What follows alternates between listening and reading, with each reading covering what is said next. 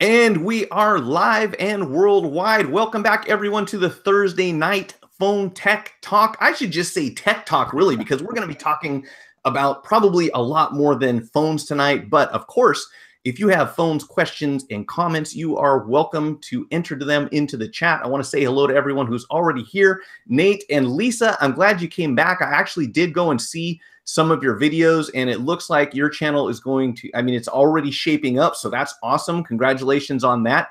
And again, thanks for joining us this evening. Tonight, we have at least two, maybe three guests. I'm not sure. We're kind of working on the third one right now. He had a few technical issues on his end, but we do have the TechGooch and the Techie Guy. And now I'm starting to feel like maybe I should precede my name with a the, because I don't have one of those. I'm not as cool. But let's just start from left to right. First of all, Brian from the TechGooch, welcome, and tell us a little bit about who you are and what you do. Sure. Yeah. Well, my main channel is, like I said, TechGooch, which kind of came out over 7 years ago now as a review channel. I just kind of started it out of a whim to do things that weren't really being done, or do things differently than what were being done currently on YouTube at the time. And it just kind of was a side project, and it still kind of is a side project, but I've been doing a lot more videos recently, and it's just kind of growing and growing and growing.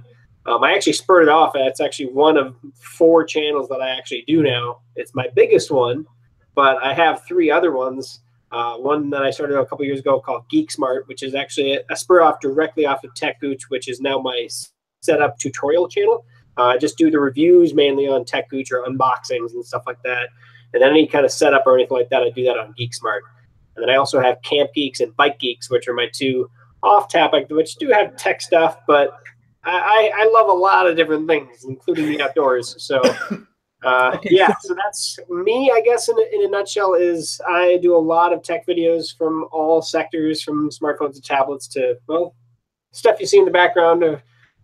Probably some of those I still have to get done yet, but Okay, so yeah, a lot of things that I do. In addition to the channel that I saw that had like, what, 3 videos posted today, I want to say 2 or 3 videos already today, this guy is pumping out YouTube content, and you're telling me you have 2 or 3 other channels that I'm not even aware of in addition to this one. And Yes. And I remember you saying something about being able to make it here tonight because of a work scheduling issue. So you're telling me you have a job and you're publishing all this other stuff on all these channels? Actually, I have 2 jobs plus my 4 channels. So okay, yeah, my kids don't see me as much as they'd love to, I don't think. But you know, eventually, if YouTube becomes a thing where it can actually kind of supplement some of that other work, would be great. And it's kind of getting to that point a little bit. cool. And I'm not. It's just a bonus. I'm doing this because I love it, and now it's actually starting to give me some money back. So it's fantastic. And of course, I actually tend to roll most of that money back into the channel for content and stuff like that to get it rolling further forward. But of course, as I get more subscribers and more viewers and more ad revenue, of course, along with that, it just helps everything. Awesome, man. Well, good job on the hard work, man. I've already seen the channel. Everyone else, I'll put all of the links. Actually, I put the links to the guest's channel down in the video description, so you can always check them out. Don't go check them out right now. Wait till the stream is over, because these guys have lots of interesting stuff to say. And next up, we have the Techie Guy. Now, here's someone else who has also, I think, a wide range of products and topics that he's looked at. I saw some really cool stuff, and we're going to show some stills later on and talk about that a little bit. But Liron, hello, and say hi to the people. Hello, people. Hi, my name is Liron Segev. You can hear from my accent that I'm clearly wasn't born in the States, but I've been here for 2 years, so that totally counts, right? I run basically a channel called The Techie Guy, and that came because of a blog that I run called TheTechieGuy.com. And, you know, we all got to start somewhere. And about 8 years ago, I started, mainly writing the blog because something called being lazy. As a tech consultant back in the day, it was easier to just type some HTML code.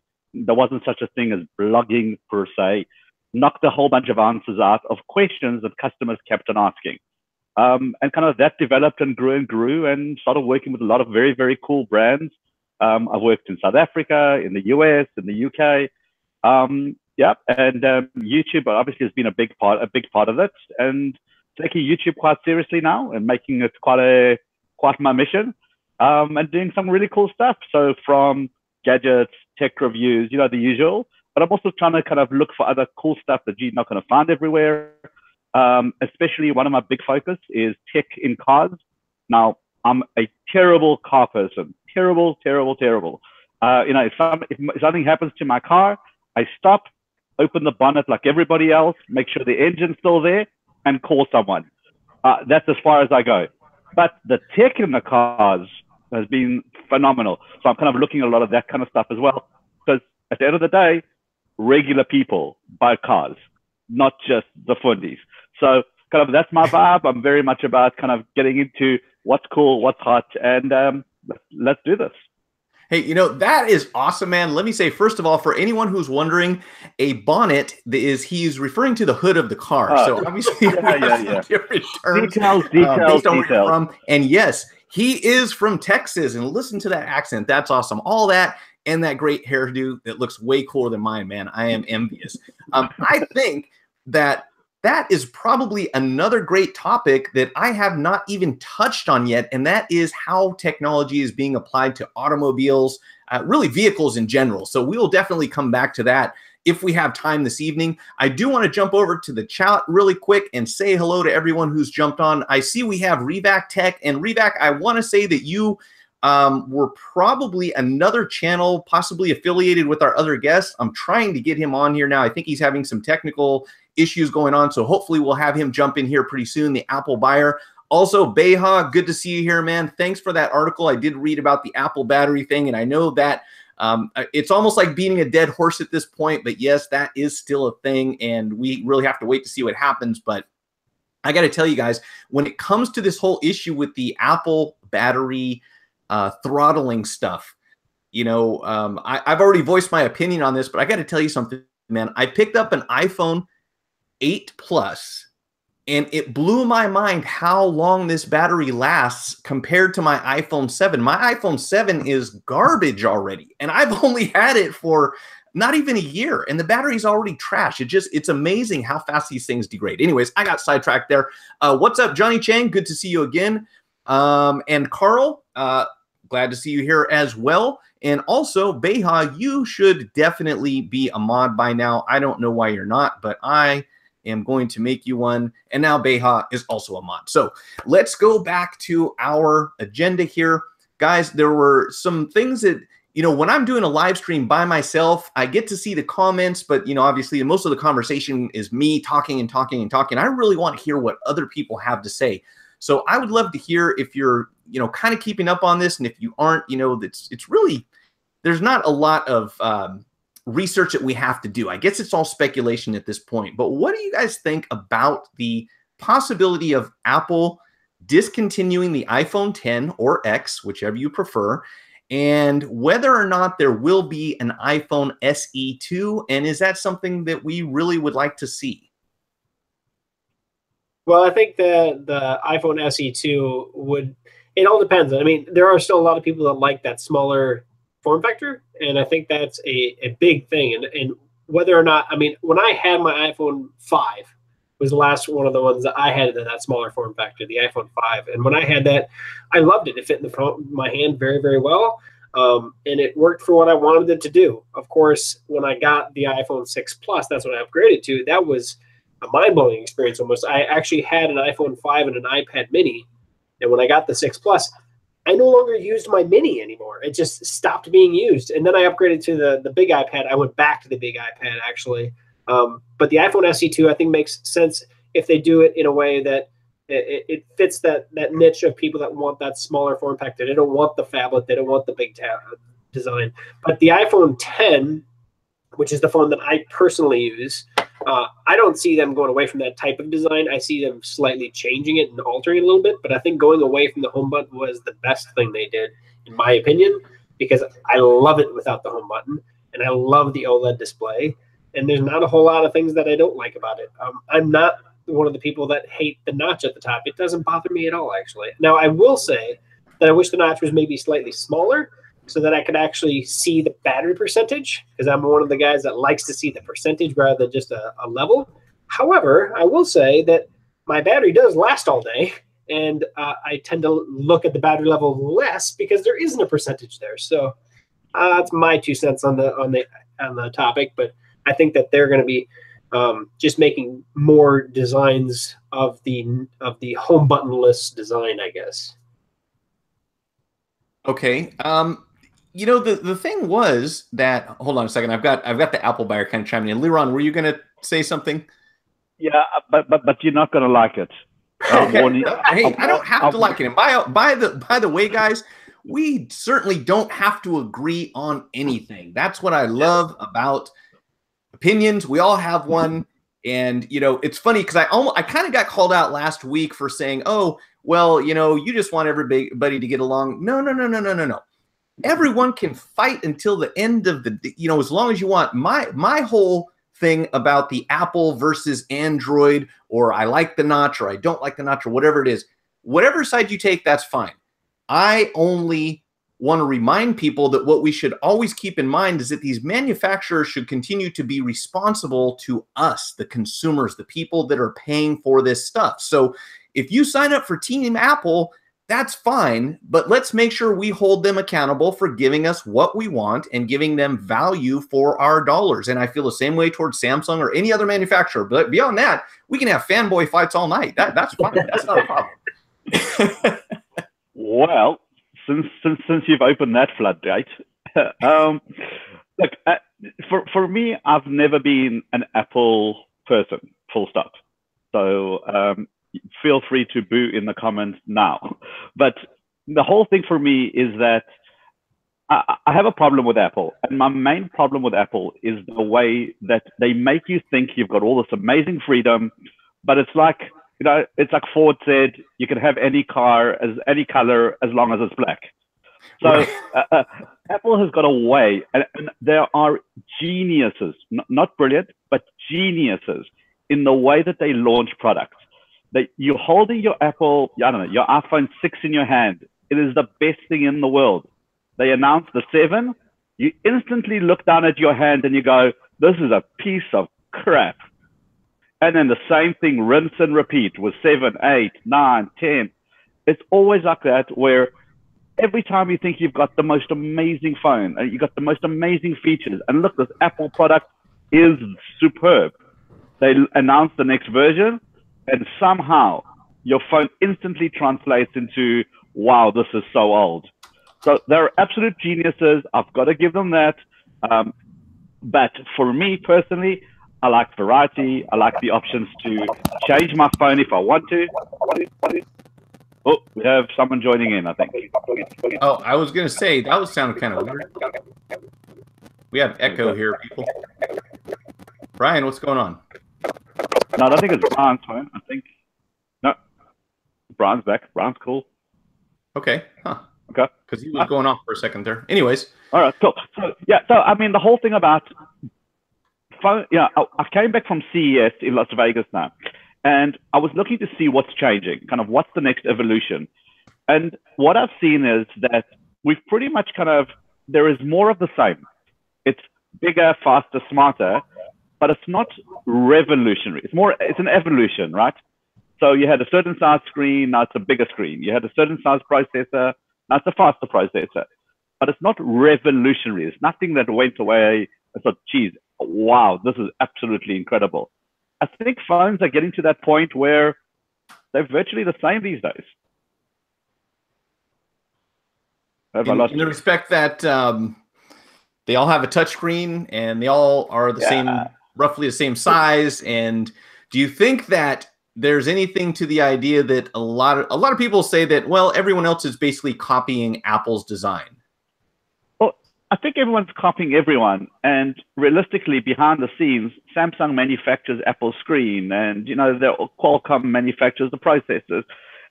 There was actually a great clip which I need to find. It was someone went to China, went to Shenzhen, went to one of the factories, and basically built himself a phone, gave it a brand, and ta-da, I'm a phone designer. The components are very much the same. I mean, I'm going to have to tell you that. Look at the gear you have behind you. You know, when you open that, when you pop that hood of that phone, see, I didn't say bonnet, I said hood. So I'm learning. Okay. FYI. When you open up that phone, you can see what's inside those things. Are you telling me the components are so vastly different? I'm asking this as a question. Are components between the various phones so completely different?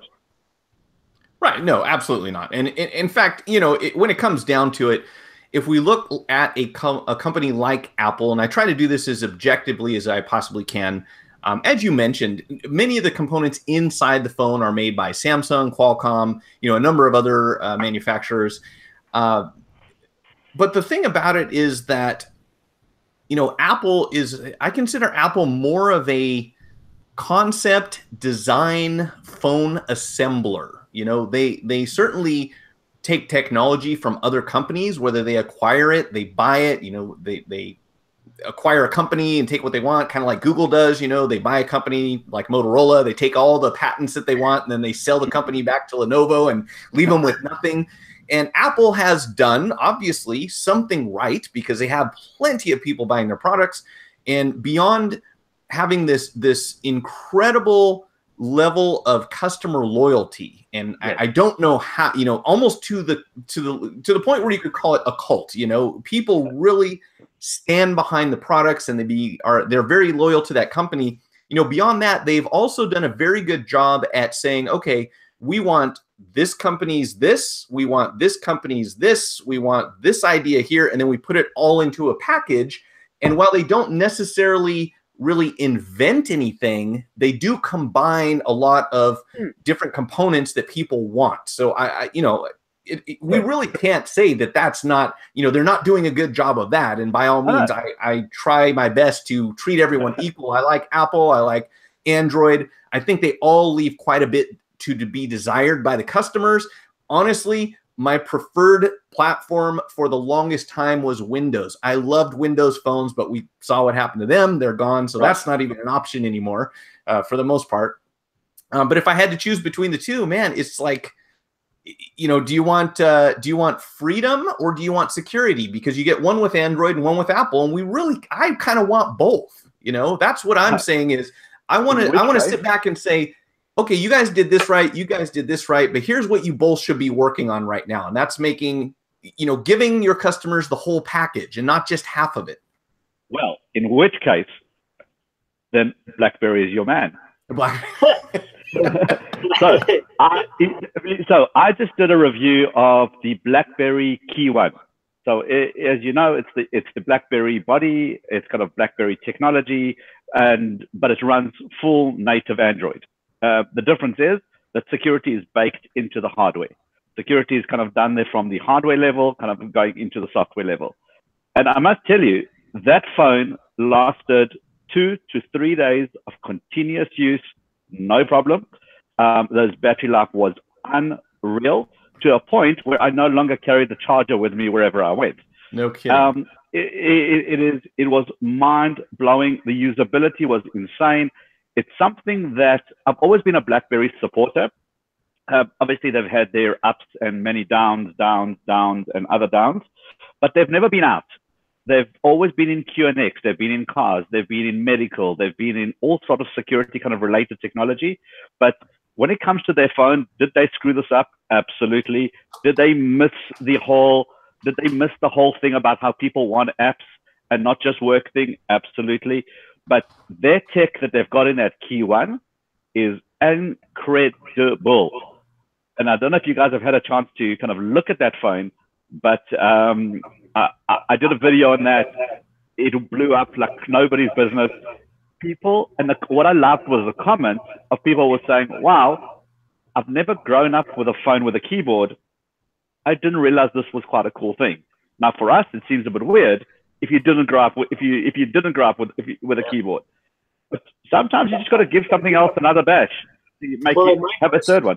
My first smartphone was a BlackBerry. My first and second smartphone were BlackBerries, and they were fantastic. I mean, that was back in early 2000s, and they were really great devices. But I think Johnny has it right where he said that they got stagnant. They design and keep making things better and making things, like I mean, like you said, the iPhone 6, the 7, and the 8 and the 6S even in there. Those are the same phones. I mean, I'm sorry, and I disagree with what you were saying earlier that they bring out a new phone every year. It was like, oh, it's a new phone.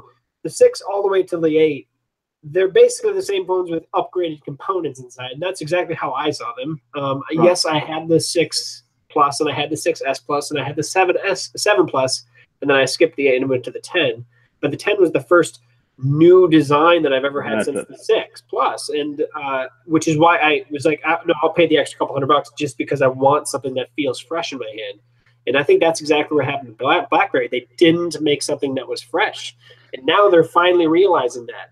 And you're swinging that back to the Android versus Apple versus any of those companies. They need each other. I mean, I am not against Android and I'm not against Apple. I have basically all Apple products now. It's not because I don't see myself as a fanboy, because I used to have everything was Microsoft or Windows based and everything. Right. Now I kind of do Mac. But if they start losing out like Windows did, and in my opinion, it's going to go the same route.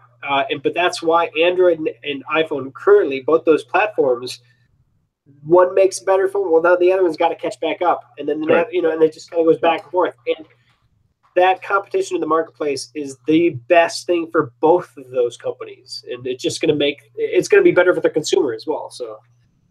Cool. Well, hey, I'm happy that we can all sit here as adults and have this conversation, and nobody gets their feelings hurt.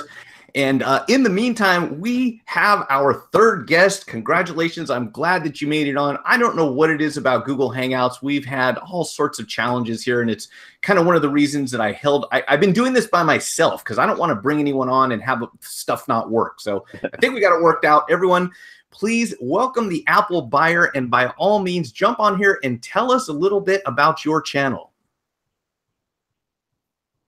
And we have no sound. Hey, so Apple buyer, we don't have your sound at the moment. 1 second. All right. Give him a second. He'll work it out. So eventually we'll get this dialed in. Oh, well, I'll pick it up from the competition whilst we're waiting for sound. Is that sound? No? No, nothing yet. Okay, right. I tell you what, which is a great company to keep your eye on, is a company called Huawei. So if they are allowed to sell phones in the US, right? And that was someone pulled kind of that carpet under their feet because they were giving Samsung a run for their money. They were going after number 2, and then they had their sights set on number 1. And with respect to the those kind of companies, they have unashamedly will go and copy the best features of every phone that there is, and make it their own. But yes, they've got a big problem in the US where, well, nobody trusts them. And that's a problem. Yeah, interesting thing about Huawei, and obviously we have this very different kind of atmosphere now. And, it's a real concern. Cyber espionage is a real thing. If you heard very recently, apparently a lot of cryptocurrency disappeared from South Korea. Yeah. But that aside, the concern being that, and if the story of Huawei, if you guys have probably had experience with that company going way back, in the beginning, Huawei was a budget, cheap, junky, garbage phone to the point where anyone who repaired phones would not touch it. You walk in with the Huawei phone and go, my phone's broken, and you say, go buy another one. Because when you take them apart, they don't go back together.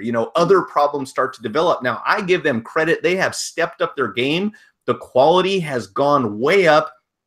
Everything about Huawei says winner, except for the fact that they are a Chinese company, and we have, or some people have reservations about buying into Chinese-made anything. And in fact, they lost a huge contract in Australia, I want to say about 7 or 8 years back, where they also provide landline equipment. So they make phones for PBX and, businesses and stuff like that. And they lost that contract because pretty much Australia didn't trust having a Chinese company come in and install all this equipment because there were, possibility of backdoors and surveillance and that kind of stuff. And with what we have now, obviously, there's Russia and there's China and there's US, and everybody's trying to see what everyone else is doing, and you don't know what's what. And I've been keeping an eye on them. Really, I thought that Huawei and ZTE were going to be, kind of the new up and coming things. And there's a couple other Chinese companies, but at least at this point in time, we have this thing where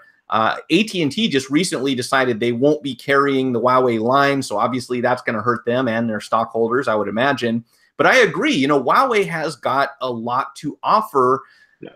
I don't know what it would take to make that happen in the US, though. That would be my question. Apple buyer, do we have your audio yet? I'm going to say probably not. Okay. So, yeah, so it would be, I love competition. That my position is the more manufacturers we have saying, hey, we can do this really cool stuff for our customers, the better position we are in. You know, if we start squeezing out the small people, and I was a Blackberry fan for quite some time. You know, back in the day, I had my keyboard and I didn't want to give it up because, yes, I am that old.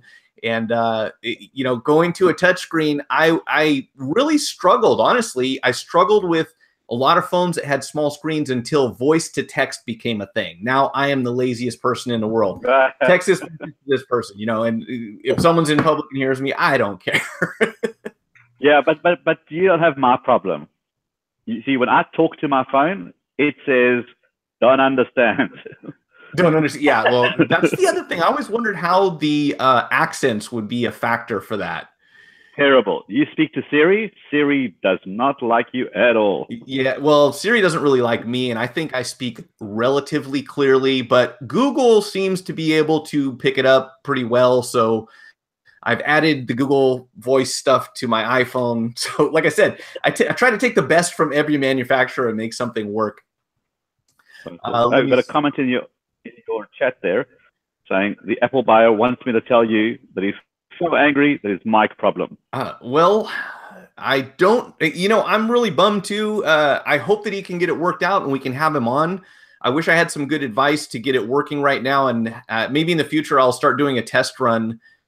Maybe a day early. But by the way, Revac, relay this message to the Apple buyer. If we can't get him on tonight and things don't work out, he's definitely invited for the next stream. So I do look forward to having him on here at some point. I want to go back to the comments real quick because Johnny had said something here about BlackBerry being the apex of security, which I agree. Remember, everyone in the White House had a BlackBerry. That was the thing about BlackBerry. That was what they, I think, really relied on to be their big seller. But when they fell behind in app development, you know, we had the App Store with Apple for a while. And then, of course, Android jumped up and said, we better do Android. And it took them a while to get up to pace. And the whole time, BlackBerry just kind of sat back and said, yeah, apps, that's not our thing. Well, obviously, that was a miscalculation as to, you know, what's important going forward. And I've been, like you said, I had a BlackBerry Curve that would last for a week and a half to 2 weeks on standby. Turned on. Easily. How could you do that with any other phone you know, that's sitting in any room that we're in at the moment? Oh, look, there's no question BlackBerry screwed up. I mean, the greatest kind of example showing you how you misunderstand your audience or your customer is BlackBerry was approached by someone to say, listen, give me 20 BlackBerry phones and I'll promote them for you. And BlackBerry said, I'm not giving this kid 20 BlackBerry phones. Forget it. That little kid was a guy by the name of Justin Bieber. Well, that was a mistake, obviously. Can you imagine if Justin Bieber had the phones and only released tracks on BBM Music? Ooh. That would have been a game changer. Yeah. But they didn't understand who their customer is. And that's the big problem. That screwed them completely. Oh, we got him back, maybe? Okay. Is the mic working now? Oh, it's working. Okay, good. I'm so sorry about that. My MacBook has been giving me issues. The links wasn't working. No. Oh my gosh. We had this discussion. Apple products do not malfunction. I think you missed that part. Hey, I'm giving you a hard time. Listen, everyone, this is the Apple buyer. And, you know, what really got my attention about his channel is he has a collection of Apple stuff to the point where I had to bring my old Apple stuff because I wanted to show you. But hey, we did a brief introduction at the beginning, and even though you jumped on here, that's at this point that no problem. Yeah, I've been. Let's take a minute and tell everyone out there who's with us what you do and what your channel's about. Okay, everyone, I'm really sorry about the issues I have. I'm not like that where I come in, was it 30 minutes late onto the stream? I'm not fashionably late. So I'm the Apple buyer, and my name is Lucas, obviously. And I do YouTube videos mainly on Apple devices, obviously. I do a couple non-Apple related videos very occasionally, once in a blue moon, but it's mostly Apple stuff. A lot of times I just showcase whatever new device I have to my collection. Like right now, literally today, I have a video edited. It's not uploaded yet of an iMac G3 and a new Power Mac G4 that I just acquired yesterday. So basically, I just showcase the different Macintoshes, iPhones, anything Apple that I get. And then also, a lot of times I do reviews on those devices as well, since obviously you can't just show off everything all the time. So I have done plenty of reviews in the past on the older Macintoshes because they are fun to see what they can do in modern day times. And also, some people are on a budget and can't afford the newest MacBook Pro with Touch Bar. So there's that. And then also, a lot of people, from what I've seen, have a very high interest in the older iPhones, and specifically the older iPhones running older iOS versions. It's a completely different community, and a lot of people don't understand it, but it's out there where people, including myself, will collect all these iPhones running their original software. And I don't know if you guys know how it works, but you can't actually downgrade your devices. Like, say, like you update to the latest iOS and you want to go all the way back in 2014 to whatever OS your phone originally ran. Most cases, Apple won't let you do that. So you have to go out of your way on eBay and online to hunt down these little gems that are running their original versions, and then you collect them and then kind of make a YouTube channel off that. So that's mainly what my YouTube channel is. I buy different iPhones and Macs and that kind of stuff. Cool. And so I want to real quickly see if this thing is going to work. I've been told I can present to you guys, and I took a screen from your one of your videos. I want to show people. Yes, yes. This guy is collection. Actually, that collecting. collection has changed a lot. That was the last of my collection. I'm not sure if I want to say more, but there's definitely more Macs there. There's obviously the desktop Macs that aren't even in that photo. That collection, I want to say that collection has grown, so it's probably bigger now. Okay, yeah, it said your collection as of 2017, something like that. Yeah, I believe that was like August 2017. I believe something like that. Probably, yeah. Yeah, August. Yeah, it says right there, August 2017. Yeah, yeah, I remember that video. Okay, so just real quick while we're on it, guys, this is the Apple Buyers channel. So once again, it is at the bottom of the hour, so let's go ahead and run through these real quick. We have the Apple Buyer, and he obviously likes Apple products. So if you want to check him out, the links to these will be in the video description. And that is kind of my whole idea here, is for us to come together and say, hey, look, there's other people out there who have tech channels, and you should be checking them out too. So yeah, we have the Apple Buyer, we have the Techie Guy, and we have the TechGooch. And I want to go back to that real quick because you know the obvious question here, Brian. What is the TechGooch? All right, so yeah, it kind of stems from a couple things, but okay, so the TechGooch, and where I actually came to it originally, is the TechGooch is the sweet spot of tech. Maybe that's the best way to put it. But no, my gaming handle back when this was 10, 20, 15 years ago was Gooch Picker. That's kind of what I went into. And of course, it started off as a joke. I was Gooch gaming, and then I just chose something that nobody else had. And then when I started my channel, I had 3 or 4 different channels I was looking at doing. I had TechieTube or TechTube or things like that, and I ended up doing TechGooch because it kind of ties my gaming with my tech side, and that's where it came out of, actually. One of your many online presence personalities there. Yes. All right. So while we're on this, everyone, you have to check this out. So Liron, you had done a video very recently, and here's Liron's channel also, which I wanted everyone to check out.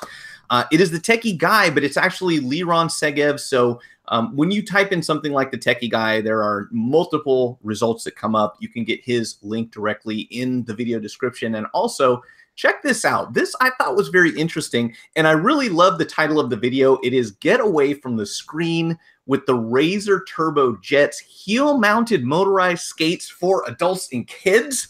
And unfortunately, Google can't really handle, or my computer can't handle me showing a video at the same time, but these are skates that you wear, and my understanding is they're somewhat battery powered, so you're not completely propelling yourself, but you do have to put obviously some work into it, and that's something we all want to see because, as they say, sitting is the new smoking. So if all you do is hang out on a desk all day, you're not doing yourself any favors when it comes to, health-wise. So these are kind of cool. And the first thing that came to mind, and I talked about this with the guys before the stream, and that was, you remember the Heelys that kids had? They were little roller skates that are built into your shoe. And I'd see some kid just fly by me in a store, and then he's walking again. And I'm like, what was that? And when I found out what they were, I was so disappointed that they didn't sell them in adult sizes. Yes, I am still a kid at heart. The first thing I want to do is jump into a pair of those and just start skating by people. But they don't make them for us grown-ups. But they have these things which are crazy, and obviously you were at some sort of, this must have been at CES, I assume, right? Right, yeah, this was at CES, and I wanted to go away from what everybody was covering, because, your TVs, everyone does those, your new cool gadgets, everyone's going to get those. So I was quite impressed to see Razer. Now, Razer, for the guys who know, they do those, they're mainly known for their scooters. So you stand there, you get kid scooters, adults use them too. And it's quite a cool thing. You plug them in, you get a couple of half an hour worth of charge, and off you go. And then I saw these cool skates, and I thought, I've got to see this. Basically, what they are, they're the motorized Heelys, for lack of a better description. You stick these things on. You've got two skates, one for your left foot, one for your right foot. Only one of them is powered. So where do you stick them on? One of them has got just a wheel. The other one has got an extra little battery pack. And you push your foot down, and as your foot hits the back of where your heel is, hits the ground, it engages the motor, and it propels you forward.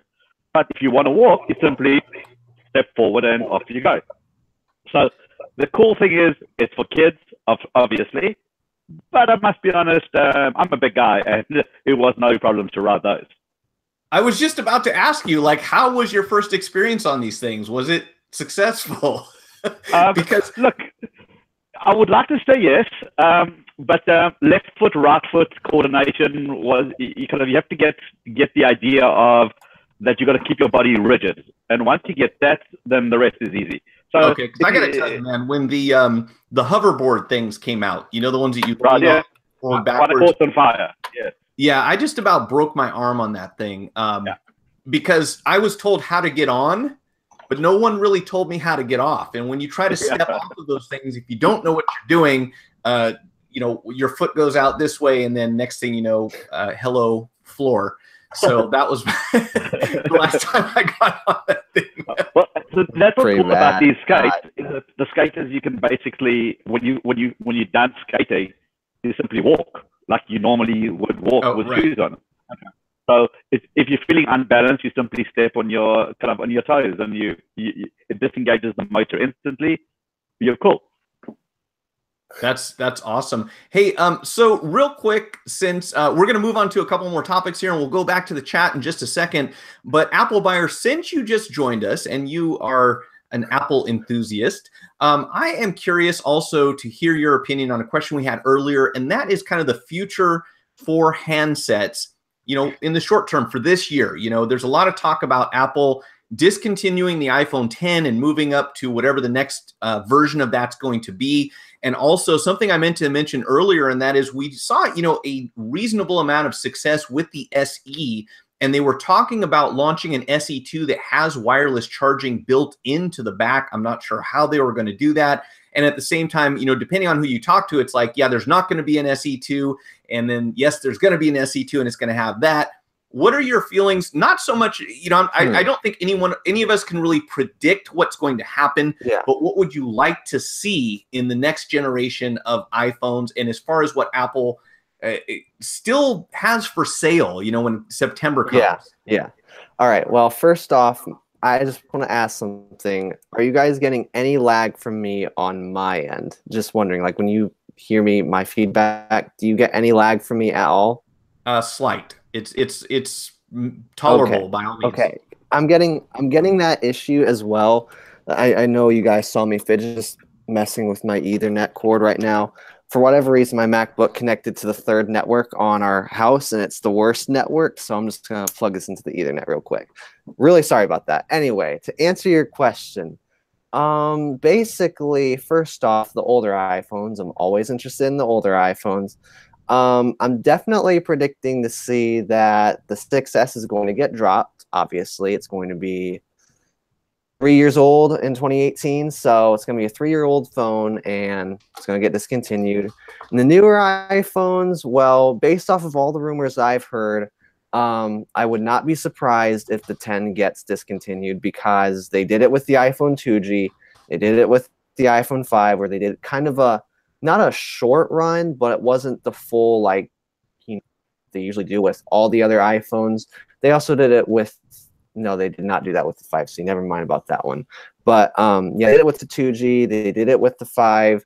And I wouldn't be surprised if they did it with the 10 because the 2G, if you think about it, that was a radical phone because it was the first iPhone and it brought everything to the market. The iPhone 5, that was the one that, broke the shell and started becoming bigger.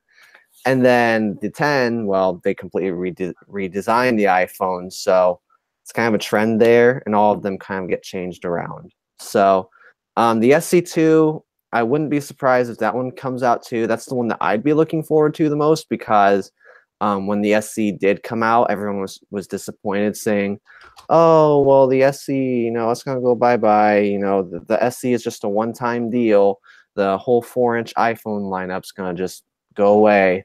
So I'm actually looking forward to the SC2 if that does come out because it kind of makes the whole 4-inch small form factor iPhone life live longer in a sense, since there is that market of people that like the smaller iPhones, and I'd like to see that kind of older historic part of Apple kind of live on in a sense. So they also don't have that's my whole take on it either. I mean, there's not a whole lot of phones out there, non-Apple phones that are that small, and so the people that are looking for a smaller phone, it's one of the only ones that still fits that niche. Very much so, yes. Well, if Apple doesn't offer it, someone will, I would imagine. Maybe Huawei. Yeah. Who knows? Who knows, honestly. The market's so big. Yeah, that's the other thing. I just really would love it if... It's funny. I said this last week. We have customers that come in for repairs all the time, and I am going to do this. I'm going to have to ask you guys. First of all, what is everyone's daily driver at the moment? I was waiting for you to ask that one. Okay, well, I just upgraded from an iPhone 6. It wasn't really an upgrade though. I'm in a little bit of debt with my car right now, so it's not a full upgrade. It's more of a half upgrade. But I used my 6 for 3 years straight. Got it for Christmas back in 2014.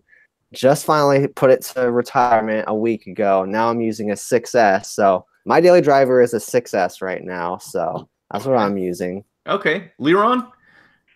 I am using the Samsung Galaxy S6 Edge. S6 Edge. Okay. Yep. And that's still rocking and rolling. Right on. With wireless charging, just saying. Well, I have the iPhone 10. You have the iPhone 10, right? We saw that earlier. So Brian's over here showing off with his new gadgets. Like I said, I upgrade every year, but of course, part of my channel is doing reviews, and I have to have the newest phone to get the cases and all the other gadgets. No, totally understood. And just looking at your background, we're all envious. This guy has drones, and I don't know what else is going on there, man. Is all that sponsored? Or do you actually... I do a lot of routers. What's that? I do a lot of router videos. Oh, okay. Okay, cool. Cool. That's what I love, man. Obviously phones aren't everything, but it's something that I would say the vast majority of the population has on them at any given time. If you talk about what you walk around with, your wallet, maybe your keys, But if that phone disappears, it's like, well, where's my phone? Where's my phone? People get anxiety over that. Where's my phone? I can't find my phone. And it's so funny you say that, because when we leave home, we take three things: a cell phone, our wallet, and our keys.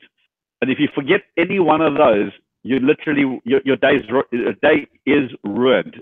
You have to go back and get your phone.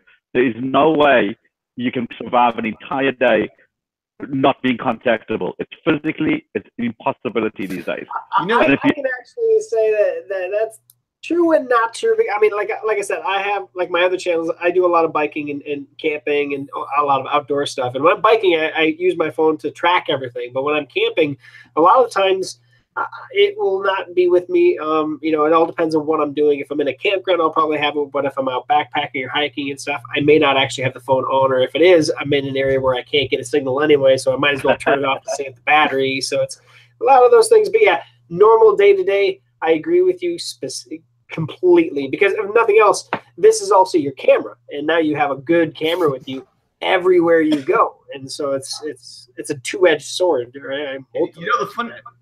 The crazy thing, I think, is that obviously without your keys, you're not going to get very far in most cases. The wallet is easy enough to forget, and you could probably go a little while and not remember it. But the phone is kind of like I don't know about you guys, but it's always in my mind. It's like if I walk away from it, I'm like missing something. It's that like, phantom ring as well. I'm the same way, trust me. It's like a third. I don't know. It's another part of it's another part of you, and it's kind of freaky. It's weird at the same time. But especially if you have a high-end phone, if you got $1,000 phone like Brian over here, I got to give you a bad time. No, I mean, if you invested money into your phone, and if we think about how valuable the data is that's stored on the phones, people take that very seriously. Hey, real quick, guys, I had a couple things over here in the chat. First of all, hello to Wayne. Thanks for joining us. Good to see you here as usual. I want to say someone had a question over here that I was trying to find. Revac Tech, where do you guys repair phones or get your phones repaired at? Well, that is right up my alley. So I actually, if you take a look at my channel, I make video tutorials for phone repair. I also run a phone repair business out of my house. I'm also involved with several other retail stores that repair phones on site. And I think this is the one thing that I kind of had planned a pregame with you guys, but we had other things we were dealing with at the time. And that is, it's always interesting to me when I get people who are tech enthusiasts to come on that even to this day, the awareness level of your options for repair in many cases are limited. A lot of times people break their phones and they will immediately think, oh, I need to contact Apple, or I need to go to my carrier, or I need to, try to get an insurance claim or something like that. And there are lots and lots of third-party repair services available, not all equal by any means. And that's why a lot of times when you say that, people go, yeah, but I don't want to meet a guy on Craigslist and go to Starbucks and, hand him my valuable information. And that is completely understandable. And yes, there are a lot of people out there who are kind of ruining the whole idea of third-party repair for us. But that being said, there are lots of reputable companies out there who can fix your phone today in 20 minutes, and you don't have to mail it anywhere. You don't have to make an appointment. You don't have to be without it or stand in line or, any of that other kind of stuff. So, when it comes to phones, Revac, probably a lot of people you'll see in the chat are fixing their own phones because that's what we do. And beyond that, I would assume that the first places people tend to look is their carrier. They'll go to AT&T or Verizon or whoever and say, hey, I have a problem with my phone. How do I get it fixed? And they'll, of course, try to upsell you into signing a new obligation to pay for another phone and say, oh, your charge port doesn't work. Well, we can't fix that. You have to throw it in the trash and buy another one. And obviously that is not the case. And, I'm being as objective here as I can, but to be honest, when you go to an Apple store, their options are limited. So Apple has been advised, from corporate that if a screen is broken or a battery needs to be replaced, you can help your customer with that. That's pretty much as far as it goes. So if you need something like a charge port or a camera replaced, or you've got touch disease on your iPhone 6 or anything like that, you're typically not going to get that from an Apple store. They're going to recommend that you upgrade. They'll often give you a discounted price.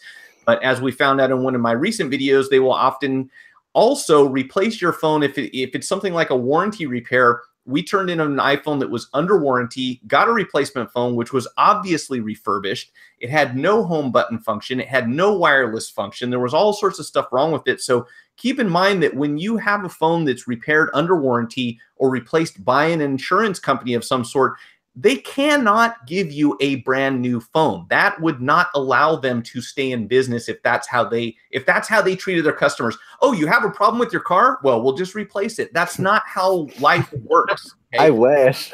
When something breaks and you take it back to get another one, if you're at Walmart and you're getting a ceiling fan, fine. That you're going to get a brand new ceiling fan. But when you go to a phone store that has $500, $600, $700,000 phones, obviously, they can't stay in business by handing you a brand new replacement when yours has a problem. So you will be getting a repaired or refurbished device. And typically, I think they give you about a 60-day warranty on that. So if you had a 1-year warranty, that remaining warranty is gone and you get 60 days from today till then. So that's my little soapbox.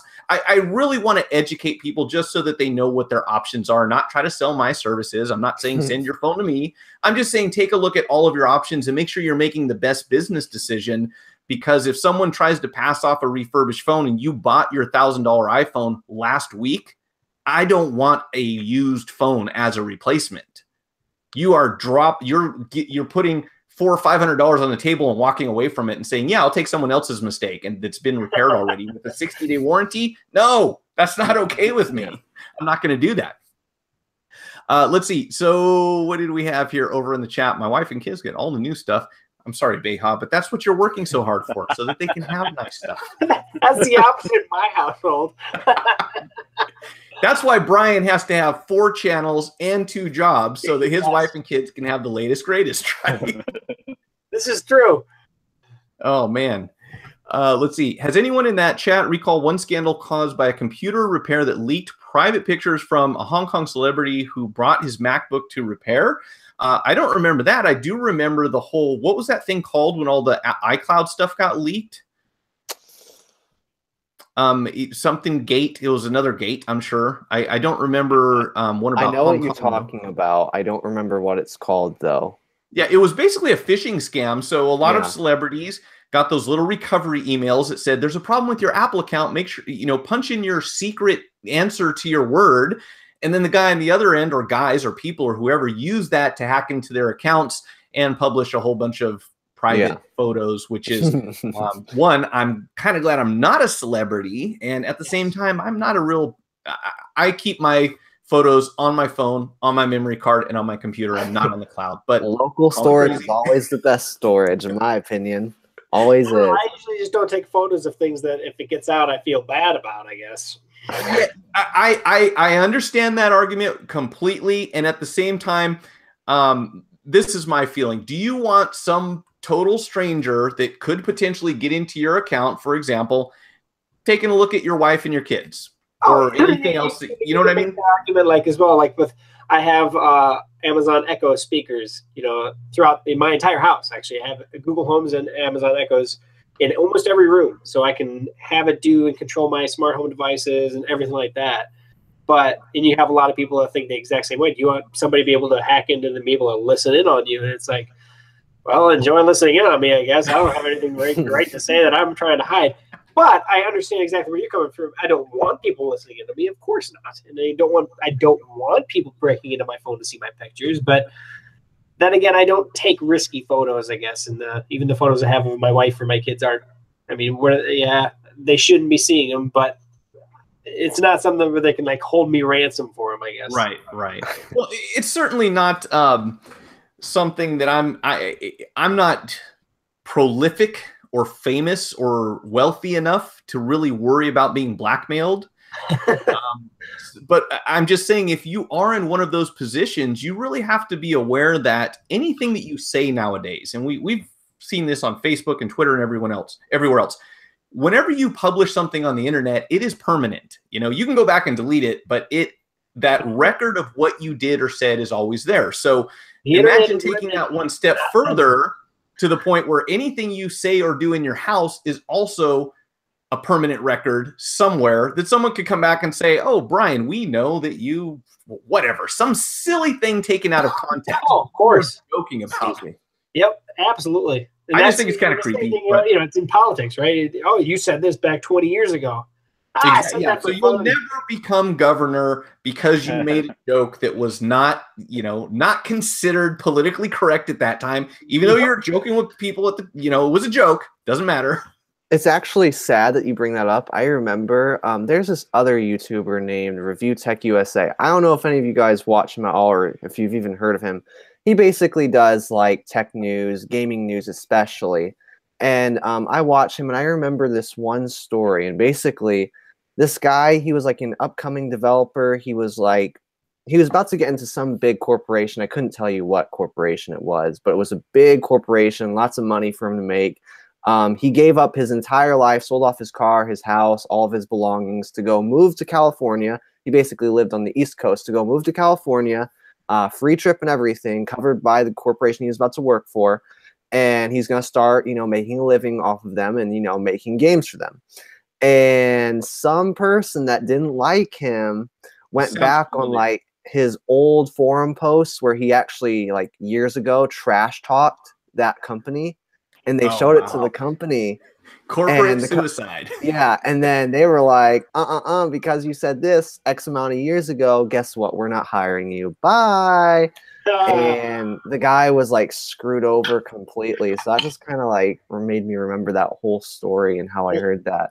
Since you brought that up, that's actually another one that I've been meaning to discuss. And real quick, Harvey said it was a celebrity naked selfie gate. I guess that's what it was called at the time. I remember that. Jennifer, what's her name? The Hunger Games girl was involved. They had pictures of her that she had sent to her boyfriend. It was really weird. But beyond that, guys, there are a lot of companies, and I think I feel very privileged to be self-employed because at least at this point in time, I don't have to worry about employers doing this, but a lot of employers are asking for access to people's social media accounts so they can take a look and see, what they like and what they talk about and what kind of photos they posted. Thoughts on that, Liron? Because we haven't heard from you in a minute. So I've done a lot of work in that space, and what's interesting is a couple of things. Firstly, ORM, online reputation management. That is a huge part of recruitment. So a lot of the recruitment firms will now run through your social media profiles, all the public stuff, yes, to see the kind of person you are. Who do you hang out with? Who do you connect with? And they actually create a little profile, almost like kind of those TV cop shows where they put the string and this one's linked to that, and they've got people on the board. They do that because they paint a picture and they say, well, if you're this kind of person and you say these kind of things about these groups of people, well, do we want you working within our firm? And so very, very important with kind of my kids, I tell them all the time, anything you put online is going to come back to bite you. So make sure you're okay to confront that. Because next thing you know, they got those little strings attached and you're 7 degrees of separation from Kim Jong-un. Kim Jong-un. Kim Jong-un. Kim Jong-un. Because of that, and I'm not kidding, man. It's crazy. Can you imagine, being in that? You go to the job and they go, "Well, we need to look at your Facebook," and you're going, "Oh man, is there anything on there that I don't want them seeing?" Right. And they'll insist that you give them access to your account. So I would imagine a lot of people have multiple social media accounts, one for job applications and one for communicating with their friends. Man. Well, if you remember the whole kind of on Instagram, a lot of the kids, what they used to do is have something called a Finsta account. So you what account? Finsta, Finsta. And the idea with this is that you have your main account, which is your profile, but because the pressure on that account was to be so perfect and every shot needed to be absolutely well captioned, well lit, it's got to be the right shot. What they did is they created a separate account that only their friends knew about that second account. And there you could be yourself. So they separated church and state. They've separated their public profile from their friends and their hidden profile. So it goes to your point of you saying about having multiple social accounts. Well, that makes complete sense. One is public persona.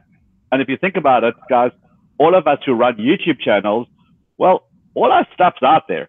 We're on social media, we're promoting it actively. You could have a tweet today saying, hey, really cool hangout. I just hang out with these guys. And tomorrow you might lose a deal because you said something negative about a brand. Anything is possible. It's all there. Yeah, that's another thing that I kind of have to bite my tongue occasionally, because people often ask me about brand preferences and who I like and what do I, who has dirty little secrets. And like you said, once we publish this stuff, even if you delete it, it's out there, somewhere people can download videos, everything else. And it is so difficult in this atmosphere to just keep politics out of any conversation, So every time I start talking about something, I have to keep like, okay, don't say that. That's not, this is just divisive, and it doesn't matter. It has nothing to do with phones. Talk about that later over by your Amazon Echo so they can upload it, and not gonna worry about it then. But that is, I just almost lost an arm here. My arm here. So let's see. All of my social media are of my dogs. If you don't like my dog, I don't want to work for you. That is a great attitude to have. If someone doesn't like my dog, I'm certainly not going to get along in that environment whatsoever. The North Koreans are going to hack this chat soon. Hey, hello, North Korea. Everyone say hi. And North Korea? What's up, Kingdom?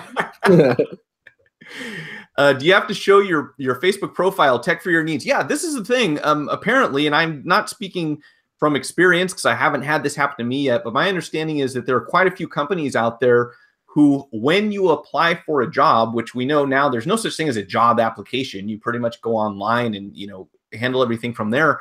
They will ask for your social media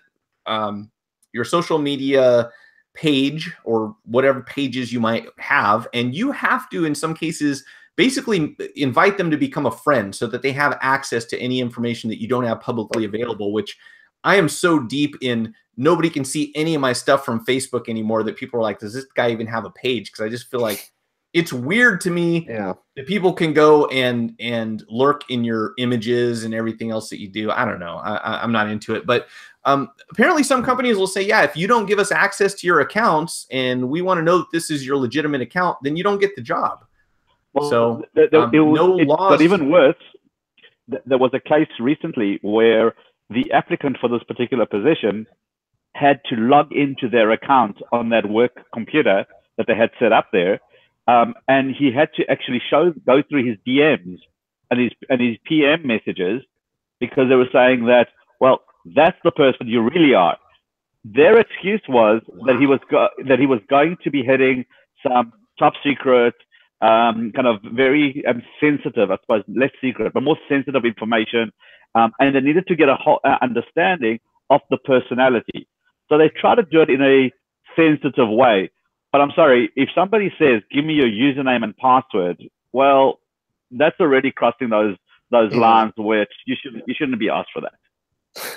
I'm going to need at least $250,000 a year for that one. Yeah. I mean, let's be honest. There would be a point where you'd say, okay, here's how much this salary better pay if you want my direct message history, right? I know. Yeah. That. Oh man. I can't even imagine someone asking me. I'd be like, "Excuse me." No.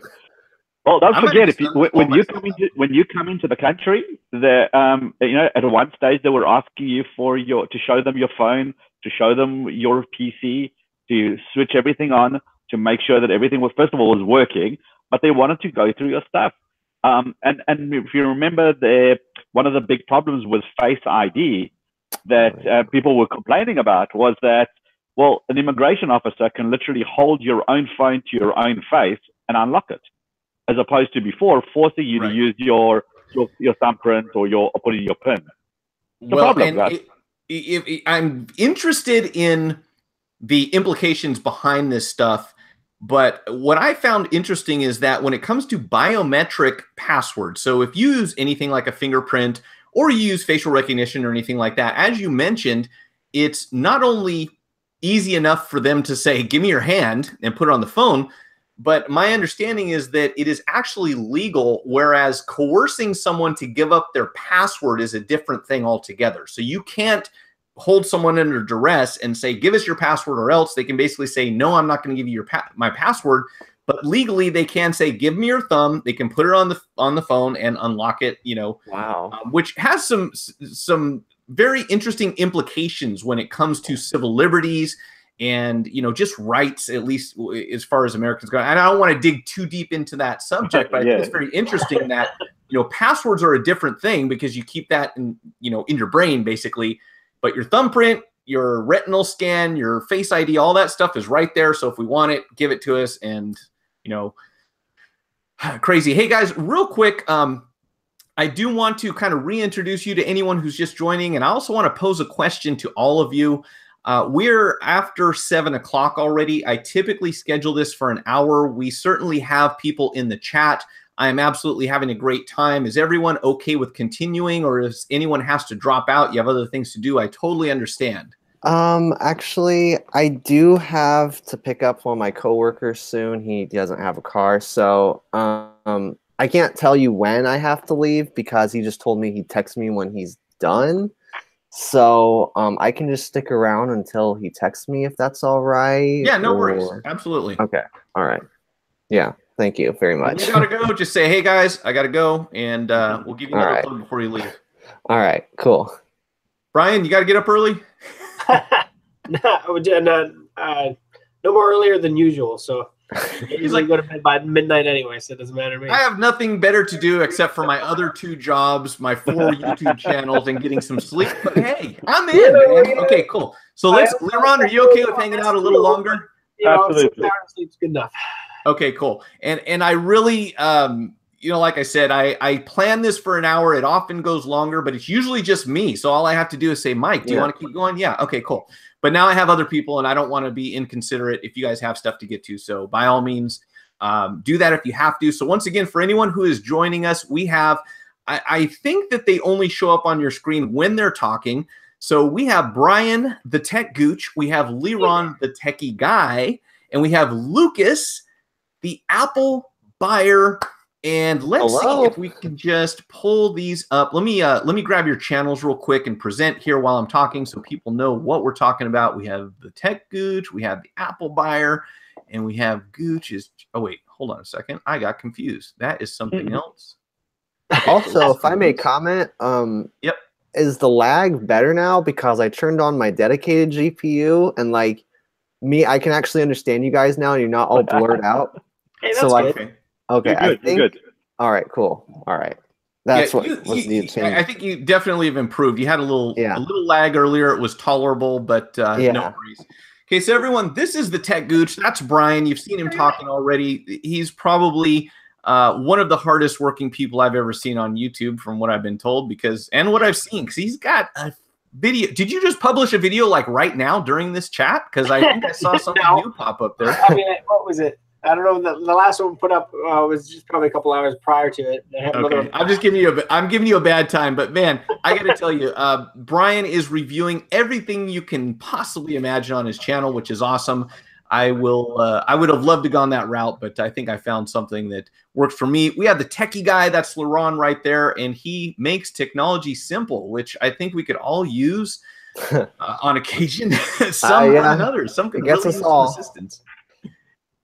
And we have the Apple buyer. I don't think I have to say too much about what his interests are, but I really admire the fact that you are collecting old school Apple stuff and just a funny little figure to throw out here at you guys. We know that Apple has, love them or hate them, they have done some big things within the tech industry, especially for phones and computers. And if you had this phone right here, and I saw you, Apple buyer, I saw you showing off a first generation iPhone, which I've been told is not the 2G, but that's the nickname we had for it. Actually, if you say it within the community, you're not going to get frowned upon. I call it the 2G all the time. What you don't want to call it, and I used to get yelled at for this all the time by other commenters, don't call it the iPhone 1, and don't call it.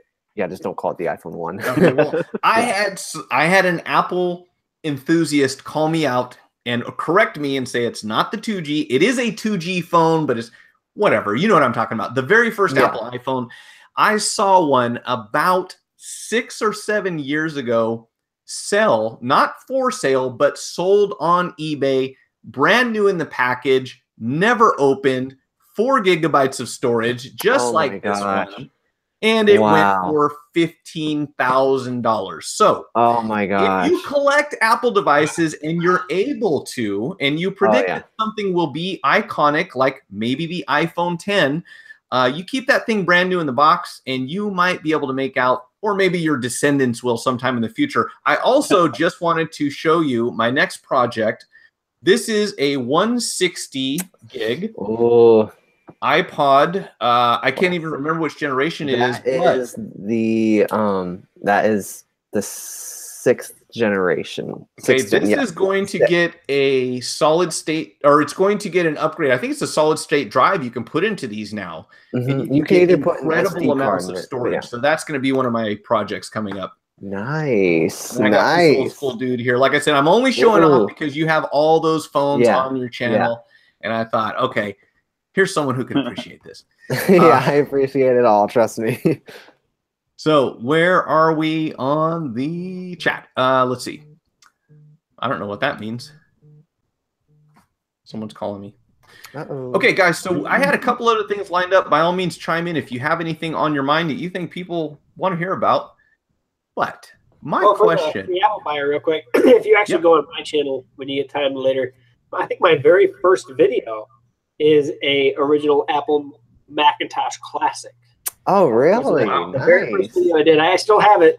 It's in perfect condition. Wow. I actually don't have any of the classic Macintoshes. A lot of people, there are 3 categories of the Macs. There are the classic Macintoshes, which are the 86K Macs, which are like the ones with like the old, the old screens. Then there's the PowerPC Macintoshes, which if I was strong enough and had the time to, is like the old Power Macs, and then the iBooks and the PowerBooks, and all the old CRT iMacs, that kind of stuff. And then there's the Intel Macs, which is basically all the Macintoshes made from 2006 and up. So I don't have any of the 86K classic Macs, but I have a bunch of PowerPC Macs, and I have 1 Intel Mac. So yeah, I've had a couple of the PowerPCs for a little bit as well, but the only one I held on to was the old classic. Oh, nice. That's something I need to get at some point as well. Oh man. Now, Leron, I haven't. I don't get the impression that you're huge on Apple stuff. Not even a little bit. Not even a little bit. I respect that. No, look, I think it's also historically kind of where I come from South Africa. These things were ridiculously priced with their dollar exchange rate. Oh, yeah. So they, here it's a couple of, you stick it onto your contract or your mobile contract, and you upgrade every year, and it's a couple of bucks extra for the latest version. Whereas there, it was the equivalent of I could make 5 car payments or get the latest phone. Well, the latest phone is never going to win that fight. Yeah, that makes sense. And, a funny thing is that in our stores, we would also buy and sell used phones, which is another thing. As you know, you can do that online, but a lot of people are skeptical about, for a good reason, buying and selling online. So we would buy and sell used phones, and someone would come in and say, hey, I've got the iPhone 4S and the 5 was just released, so I'm upgrading. What can you give me for this? And we'd buy it from them. And we have customers that would come to us regularly. I didn't have anyone from South Africa, but I did have customers from Nigeria, and I had lots of customers from South America. And the interesting thing about this is that if you look at somewhere like, oh gosh, what's the, where's Brazilian Jiu Jitsu from? Help me out here, guys. South America, not Venezuela. Why am I going blank all of a sudden? Anyways, I could not tell you. I'm sorry. There is a country, I don't know why I'm blanking out right now. In any case, there's a country in South America where they have a ridiculous import tax. It's like if you bring something in that is worth $1,000, you have to pay an extra $1,500 in order to get it into the country. So they'll check this stuff out at customs when they come in. And this will come to me in any minute now. Oh, geez. So we had a customer who would come in and he would buy iPhones and basically smuggle them back to his country because he could sell them for 3 to 4 times what they sold for here in the US as far as the used ones went. And I said, how do you do that? You know, he goes, well, you know, you're allowed to take one phone with you, and I'll bring my wife and my 2 kids, and each one is carrying a phone on them. And he would pretty much pay for his round trip ticket from there to here and back by selling these phones when he got home. And for whatever reasons, well, actually, I know the reason. In Nigeria, at least up until a couple of years ago, I don't know if this is still the case, but they would charge their customers for every single text message on any network that you were using. And for that reason, we had groups of Nigerian customers who would come in looking for Blackberries, because Blackberry Messenger, when it launched, before anyone else had that type of system, this was the best thing in the world, because they could get unlimited text messaging. So they'd come in looking for Blackberries and they would buy us out. If we had 5 Blackberries, one guy would come in and he'd take them all every time. It was the funniest story, because, you know, of course we were excited. Hey, we sold, you know, 3, 4, 5, 6 phones today, whatever, good deal, right? Well, this is the irony here. This person went to they have a church here where basically a lot of Nigerian people who had immigrated to the US would go to the same church in this area. Well, he opened his mouth one time and said, oh yeah, I buy Blackberries over here and send them home. And so next thing you know, every member of the congregation comes in and says, I want to buy a Blackberry to send to my relatives back home. And this guy who would typically work us really hard for price, he'd go, come on, man. Well, that's not a joke. See, why do I even try? I cannot do a Nigerian accent, but that was almost Jamaican. But he would come in and say, listen, I'm going to buy every Blackberry you got here. You got to give me a deal. You got to give me a deal. I got to pay less. Well, as soon as you brought 12 more people in that are buying the same product, now I don't have to discount my prices as much. So by you opening your mouth, you kind of killed it for yourself. You know, he was so bummed that he had told everyone, because the first thing they did is go, well, I'm going to go do the same thing. Well, now we don't have a problem selling Blackberries anymore. We have plenty of customers for Blackberries. So I don't know if that's still a thing, but back in the day, that was it. You know, I'm sure with iMessage, and I guess you can actually do iMessage on Android, which I just found out about recently. Really? Probably killed that. Yeah, at least I saw a video saying that you could, so I'm going to try that, because I had someone on the chat last week who said that they liked, you know, one of their main reasons for choosing Apple over Android was the iMessage, you know, that just having that feature. That blue text. My response, though, I got to say, you know, if you're going to keep an iPhone on you all the time, that's great. But if you're ever going to change platforms, you have to remember to turn off iMessage. Otherwise, you're going to start missing messages. And for me, that just means my iMessage is always turned off, because I change my phones often enough that I can't afford to be missing all these messages. But when I heard this, I'm like, this totally makes sense. Now if I can get iMessage onto my Androids, I'm good. I can, you know, use that no matter what I have. So another reconsideration. And I'm not, again, I try to stay up to date on phones. So whether it's Android, I've actually got my old Galaxy S6 around here somewhere. I have another old school one here. I've got this Motorola that I'm going to be messing with for a while. I've been using the iPhones, and like I said, the biggest eye opener for me, no pun intended there, the biggest eye opener for me was that when I got this iPhone 8 Plus, the battery is incredible compared to any other iPhone that I have. And my oldest iPhone isn't more than 1.5 years old. So, and I can change the battery, but there's certainly a dramatic effect as to how long these lithium-ion batteries last. And that is probably a good, somewhat good segue into this battery situation. So for everyone who's been waiting to talk about it, you know, this has come up on the last few streams that I've done, and it is a real issue. And I know it's easy to say, well, you know, Apple kind of stepped up and said, we're going to change that option. And I'm fine with that. I love the fact that they did the right thing, and that is to give customers the option to turn that feature off. You know, I'm okay. If I'm close to an outlet all day long, don't throw it on my phone. I'd rather just charge it, you know, even if the battery's depleted, even if I don't have to change it out. The big problem I have is that they didn't say that in the first place. You know, it wasn't, okay, we're going to start slowing phones down because your battery's low. It was, ooh, we got caught slowing down phones, so now we're going to do this fix for you. And that, to me, doesn't lend to trust and credibility, which I think is something that is very important for Apple. You know, if you talk to someone who is a full-fledged fanboy or not, you know, someone who is an Apple product user, they have a lot of confidence that this company will do the right thing, that they will take care of their customers, that they'll continue to be innovative, that they will even protect your privacy. And when you do something that, you know, you get caught with your hand in the cookie jar, so to speak, that can't be good, you know. And I know that they've overcome worse things than this, but this seems to be a big one, you know, and there are multiple lawsuits that are underway. There's also something that I was kind of planning to just brief you guys on before we got on here. So one of the things that, if you're not already aware of, and most of the people in the chat already will be, and that is for those of us who are in the phone repair business, there's something called right to repair. If you haven't heard about it, no worries. It's not, it doesn't get any press coverage. So there is a big movement out there right now to force manufacturers to allow third parties to repair their products. And the reason that this is important is because as we move into an age where more and more of the products that we interface, you know, the things that we use, especially in the tech category, they all have software built in.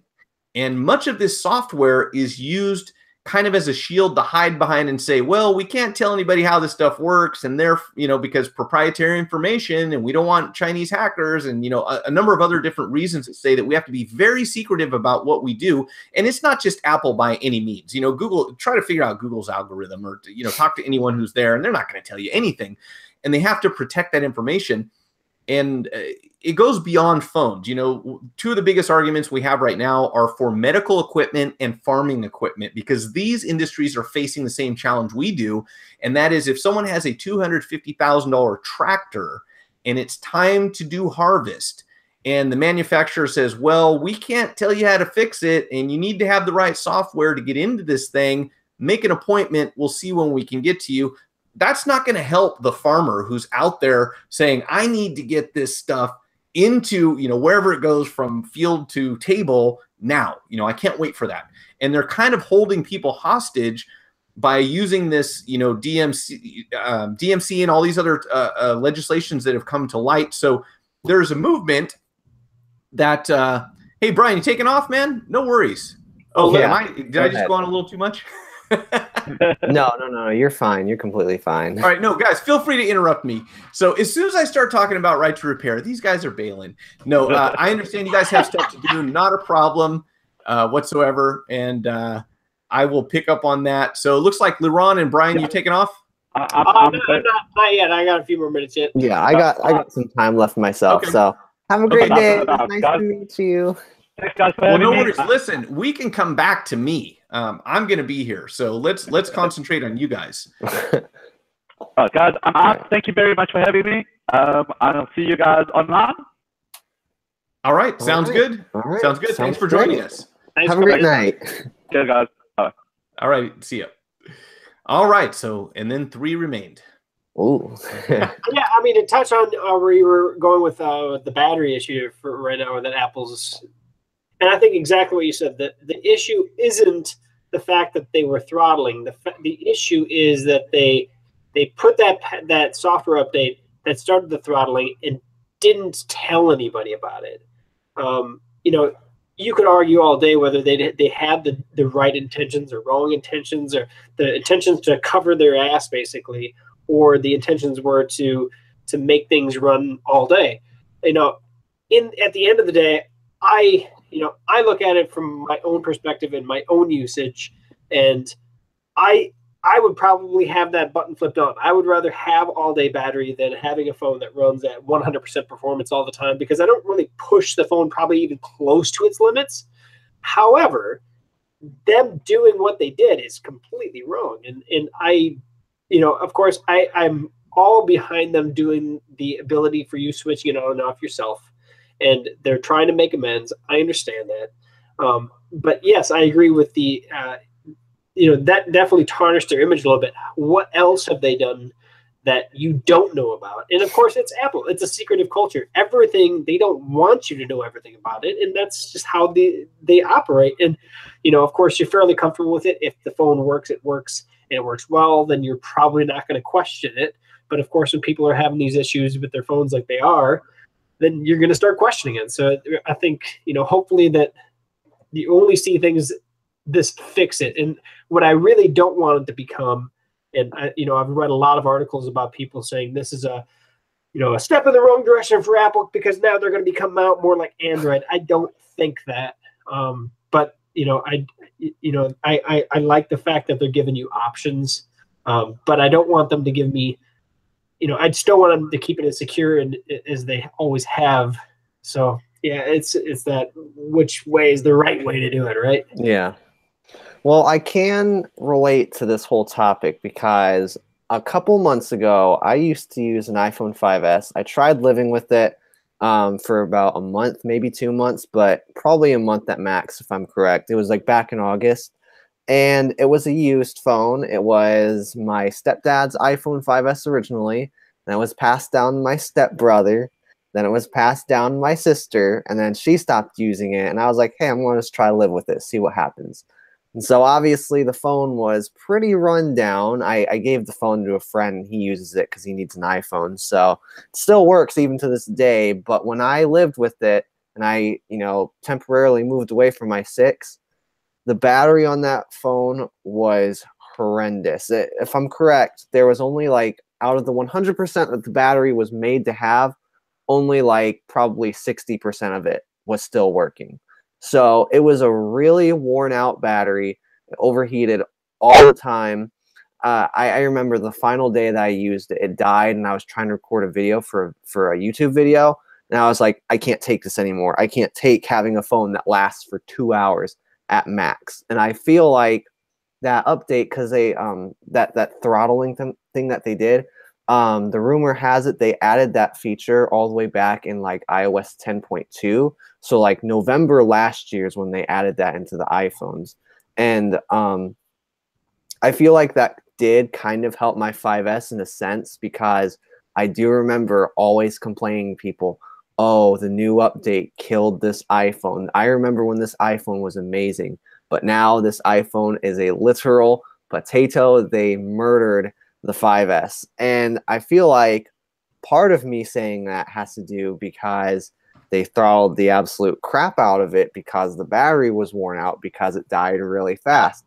And after hearing about this, I'm like, oh, maybe that's why it was such a horrible phone to live with. It all makes sense. Yeah, this literally how it was. It's funny because you talked about having older phones and having them on the original operating system that they were released with. And this is one of the things that we have for years just been observing casually. You know, you take if you were to take this old first gen iPhone out of the box, brand new with the, whatever it was, 1.0 or whatever they were, 1.0, and then take one that was upgraded as high as it would go. I don't even know what supported on that. Probably 3.1.3. What is it? The highest. 3.1.3 is the highest it goes. 3.1.3, right? And you just power them up and watch the difference in how long it takes the phone to even start. It is so dramatic. And we, you know, every day people would come in and say, man, my iPhone runs like crap. Yeah. I just upgraded it, because you always figure upgrading must be good, right? Upgrading is healthy. Upgrading is good stuff. It makes things better. How do I downgrade the phone, right? This is the thing. You don't downgrade. It's a no turning back, with rare exception. Unless you get that window where they're still signing the previous iOS, you're done. If I can comment as well, I'm so angry that I missed it. But actually, a couple weeks ago, like a couple weeks to a month ago, there's this whole thing that was called the iOS downgrade party. I don't know if you've heard about it, but basically, some employee at Apple, like, because like all the firmwares, they have it on a server, and they sign it for so long you can downgrade to that version, then they stop signing it and you can't downgrade. Well, some employee at Apple, got on the servers and started signing almost every version of iOS that ever came out. When was this? And this was like 3 weeks to a month ago. If you Google like iOS downgrade party, you'll find it. Wow. The employee got fired, of course, but it was like this 2 or 3 hour window at like midnight. Like I was asleep while it happened. I was so angry. Like 30 minutes after I went to bed, the downgrade party started. And a bunch of people downgraded to iOS 10.2 because you can jailbreak on that firmware and then, you know, have a heyday there. And there were so many people that did it. They downgraded their, you know, their crappy iPhone 4S from iOS 9 to iOS 5 and all that stuff. So, you know, it's kind of funny that you say that because even though there are very few exceptions, there's only been twice, as far as I'm aware of, where you've been able to have a window to downgrade any device you want to any version that you want. Yeah, it's nuts. We had this big thing with, I want to say it was the 3G. At the time, you know, a lot of people kind of knew that it was, you know, this thing's as slow as it needs to get. I don't want to upgrade anymore. Like they're like, I'm good. It works. I don't want to get any slower. And then funny thing happened. Facebook said, we are no longer supporting this app on this iOS. You have to upgrade or you have no more Facebook. And everybody goes, well, I need Facebook. No, you don't. You can go to the browser and use it. Yeah, but I want the Facebook app. Well, now you have a crap phone or you get to buy a new one because those are your options. Yeah. Those are your two options. Buy a new phone or hate the one that you have. You know, that's it. Oh, man. Yeah, I know that. Actually, you know, there was actually, sorry to interrupt, but there was actually one where they stopped supporting the app altogether, and it was actually Facebook as well. You could not get Facebook. I want to say it was either the 3G or the 3GS. Like Facebook just didn't work. You had to go buy a newer phone to make it work. It's the iPhone 2G because the way it works was on the App Store, say if you download an app that requires iOS 7, or let's just say iOS 11. Say you're on your 2G and you download Facebook and it says requires iOS 11.0 or later. That's only the 2G. If you go on even a 3G, if you've downloaded the app before, it'll let you download an older version of it, and then it's kind of hit or miss if the app actually works. But on the 2G and the iPod Touch first generation, with iOS 3, for whatever reason, you cannot download older versions of apps, no matter what. No matter how hard you try, there are workarounds that you can do, but Apple kind of killed those workarounds as well. You had to have a computer for that. But it's 2G. That stuff anymore. Yeah. Because what you did was you'd use iTunes on your PC, and then download you download the app onto your PC, and that would technically be your automatic download. So then you technically downloaded it, so then you could download the older version on your older device. But they took away the App Store and iTunes on back in September. So yeah, get it while you can. Yeah, for real. All right, so real quick, I want to say hello and shout out. Thank you for coming. Real World Review, Harvey. If I didn't already say hi, thanks for joining us. Guys, I'm sure that you have things that you need to get to. You have rides to deliver, videos to make. And I want to say again, thank you so much for coming on. Everyone, please check out these channels. We have the TechGooch. We have the Apple Buyer. We also had the TechieGuy. All those links will be down in the video description. You should check out their channels. And who knows, maybe you'll see them here again. Guys, thank you so much for coming on. I really do appreciate it. I did enjoy it myself. And if you ever want me to come back on a stream, I'd be more than happy to work that out with you. I'm sorry that I had all these technical issues at the very beginning. I don't know what happened there. Yeah, next time you'll show up on time then, right? Yeah, I hope so. I was there for it. I was like, okay, why isn't this working? Because it was like basically prompting me to start an email. And I was like, wait, that's what? Bizarre.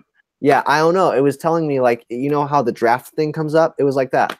It just gave me email drafts. Now we know how it works. And maybe next time we'll be able to have our lower thirds on here so you can get some branding. Hopefully they fix that. That's for sure. Yeah, I don't know what that was all about. Come on, Google, get on it. Yeah, for real. Oh, man. No, I appreciate you bringing me on here as well. And I'm definitely up for doing this again sometime. It was fun. It was my first actual Google Hangout, actually. I went up a couple days ago to get it all set up to make sure I was good to go. But great. Hey, I appreciate you guys. Like I said, I am sold on this. Honestly, there was something else I wanted to do with OBS. So if you ever check out, even watch for 5 seconds, one of my Monday streams, I actually do a completely different interface. Google Hangouts is it's cool, but it's quite limited functionality wise. Unfortunately, I hope that changes. I hope they start adding more apps so we can do more with it. But it doesn't give me like easy access to slides and videos and different scenes. Yeah, and yeah. stuff. That was one thing. Like there was a couple times where I wanted to show my screen for something, but I'm like, oh wait, this isn't OBS. This is Google Hangouts. Oh, so. I'm sorry. I should have pointed this out, guys. And now you're going to have to come back on. If you scroll over to the left-hand side and look at screen share, second from the top. My bad. I totally should have mentioned that. You can actually share. Oh, I didn't even know that. Cool. So now I got to have you guys back for sure for that one. All right. I'd love to do that for sure. Definitely. All right. Awesome. And thanks again to everyone who showed up to watch the stream. And for anyone who watches this later on, I should have said this at the beginning, but I'll put timestamps down on the bottom so you can kind of skip through, see the stuff that you want to check out. And with that, I think we will end this stream. I will talk to you guys later. Keep up the good work. I'm going to subscribe to both of your channels and see what you're doing. And again, like I said, we'll have to do this again in the future. All right. Thank you very much, sir. It was nice to meet all of you as well. All right, guys. Take care. All right. Have a great day. All right. See ya.